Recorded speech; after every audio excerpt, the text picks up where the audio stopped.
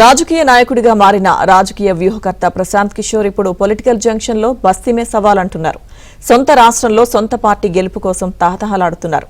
ఇన్నాళ్లు ఇతర పార్టీల గెలుపోటంలను అంచనా వేసిన పీకే ఇప్పుడు ఆయన పార్టీ భవిష్యత్ ఎలా ఉండబోతుందో జోస్యం చెబుతున్నారు.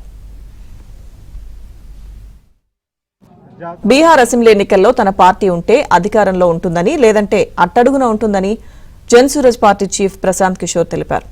జేడీయూ 25 కంటే తక్కువ సీట్లు గెలుచుకుంటుందని, బీజేపీ కూడా ఓడిపోతుందని లెక్కలు చెప్పారు.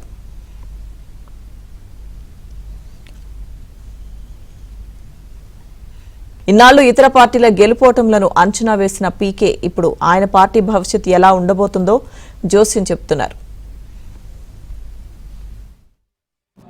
బీహార్ అసెంబ్లీ ఎన్నికల్లో తన పార్టీ ఉంటే అధికారంలో ఉంటుందని, లేదంటే అట్టడుగున ఉంటుందని జనసూరజ్ పార్టీ చీఫ్ ప్రశాంత్ కిషోర్ తెలిపారు. జేడీయూ 25 కంటే తక్కువ సీట్లు గెలుచుకుంటుందని, బీజేపీ కూడా ఓడిపోతుందని లెక్కలు చెప్పారు.